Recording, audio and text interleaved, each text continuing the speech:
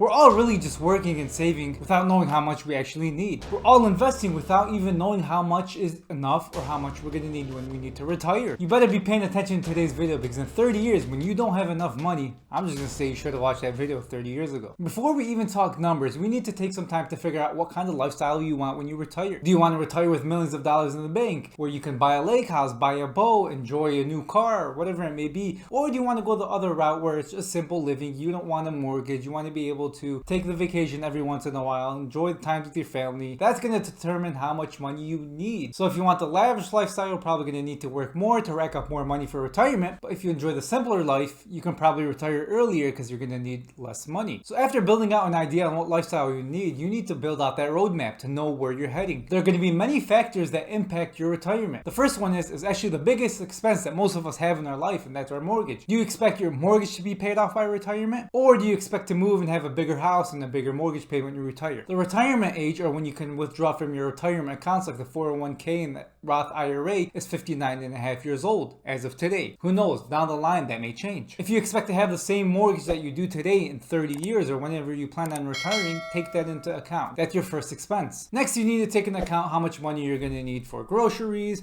for your car, for utilities, things like that. So you're probably here thinking, if I'm 26, 33 years from now is the retirement age. Yeah, should be simple to figure out the grocery cost. Okay, but on a real note, not everything needs to be figured out to the T. These are all rough costs when figuring out your retirement costs. Take a look at all the costs you have today, and you can simply go online, type inflation calculator, type in all those numbers and see how much that money is going to be down the line. So if you do want to figure out those costs, say your groceries today are $300 a month. How much are you going to need for groceries down the line? Do a 30-year time horizon with a 3% inflation rate. That should be around whatever it is. I'm just going to take a guess and say that's $600-$700. So like I said, your mortgage, your groceries, your utilities, your spending money that you want to do, how much money you're going to be giving to your grandkids, and all that stuff should be taken into account. And like I said, these are rough numbers. Do not stress that you need to know it down to the penny. Aside from all the expenses that you have nowadays that are normal, one of the biggest expenses you're going to have when you're older is healthcare costs. I know, you're healthy now and you're saying, I don't need healthcare costs. I'm not going to put away money now. As you get older, there are health costs that we're all going to have, and that's just life. So make sure to put money aside in an HSA, which is a tax-deferred health account, or in some other type of account that you're comfortable with. But do not ignore saving for health care down the line. Whether you like it or not, we're all going to need health care. God knows how expensive that's going to be. Oh, it looks like you found my subscribe button. Well, since you found it, you might as well go down and hit that subscribe button.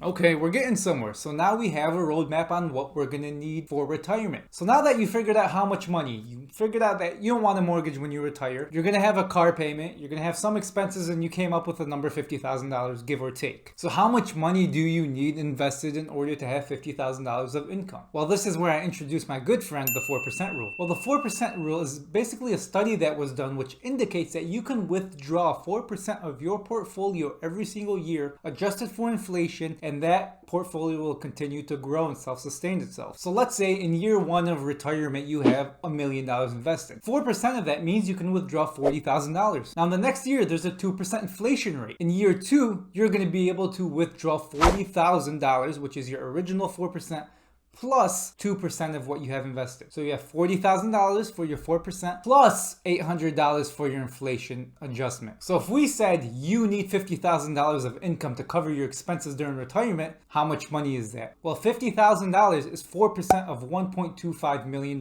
So if you have $1.25 million invested, this means you can withdraw $50,000 a year. Then, like I said, every year you can adjust that for inflation. Now say that's not enough. You want more than 4%. You want to withdraw 5%. Or maybe you're on the opposite side and you want that to last longer and you want to withdraw 3% every year. How long will each of those percentages last? Well, this study was done between 1926 and 1976 in that 50-year period. And the investment allocation that this study had differed between bonds and stocks. There was a few portfolios with 25% bonds, 75% stocks, or 50% bonds, 50% stocks, or 75% bonds and 25% stocks. And depending on the portfolio allocation, there was a different result on how long each of those portfolios lasted. So at a 3% withdrawal rate, if you're withdrawing 3% every single year, adjusted for inflation, all of the portfolios lasted a full 50 years of the study. At a 4% withdrawal rate, most of them lasted 50 years, but all of them lasted at least 35 years. So according to the study, if you started withdrawing retirement funds at age 60, they would last you until at least 95 years old if you're withdrawing at a 4% rate. Now at a 5% rate, about half of them didn't reach that 50-year mark, and the worst of them were no more than 20 years. Lastly, at a 6% withdrawal rate,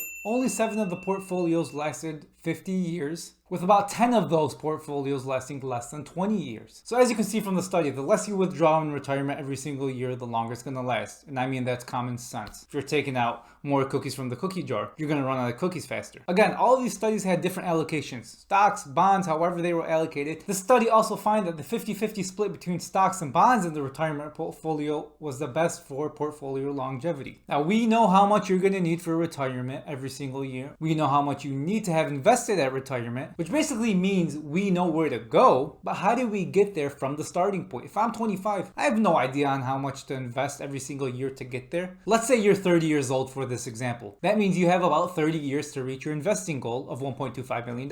Assuming the 8 to 11% rate of return that the S&P has over its history, that means you'll need to be investing between $500 and $600 every single month. Now, according to statistics, the average 30-year-old in America makes about $45,000 after taxes. Now, this $500 to $600 isn't money that you're putting into a brokerage account yourself every single month. This should include your company's match for your 401k, your 401k distributions that you're putting in yourself, your Roth IRA contributions, and any other avenue that you're investing. So this $500 to $600 every single month equates to about 13 to 15%, which is actually less than what you should be saving according to the rule of thumb 50-20-30. 50% for bills, 30% for wants, and 20% for saving and investing. And this goes to show the importance of starting early, because if you were to start that same goal at 20 years old, that gives you 40 years to invest. That means you'll only need to invest half of that amount, which is $250 to $300 a month, to reach that same goal by 60 years old. So if starting 10 years earlier cut your investing goals in half, what do you think starting 10 years later will do to you? Well, if you said double,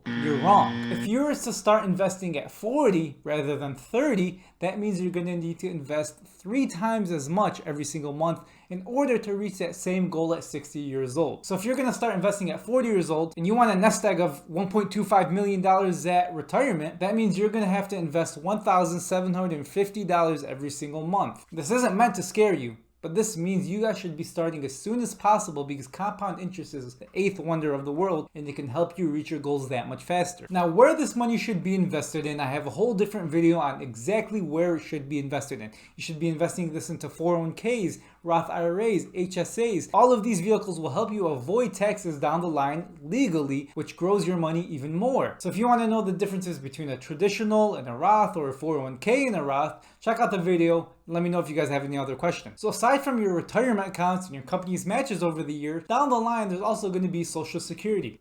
I mean, hopefully. They talk about cutting Social Security every chance they can. So I didn't include any of the Social Security income that you're going to get down the line. So that's additional income that you're going to have during retirement. So you can search on Google for the Social Security income estimator, put in your date of birth, put in your retirement date, and they'll give you an idea on how much money you can expect down the line with Social Security. And then that will be on top of all the money you have invested. But like I said, we don't want to rely on Social Security. That's why we invest and grow our money ourselves. And then also you want to take into account other things like, are you going to work a part job when you're older, or you're just going to sit at home and lounge? I mean, that's perfectly fine. You earned it and you deserve it. But a part-time job could be something you enjoy alongside earning some extra cash. Over the years, your retirement plans are going to change. Maybe you do want to buy a house. Maybe you want to buy a new car or a boat or whatever the case may be. Maybe you make more income. I wouldn't say you need to visit your retirement plans every single week or even every single month. I would say maybe once every single year, take a look at your retirement plans and adjust the numbers accordingly. If you want to take a deep dive in someone that will work with you one-on-one, seek out a professional financial advisor and have them build you out a retirement plan. But one thing I want to warn you about is do not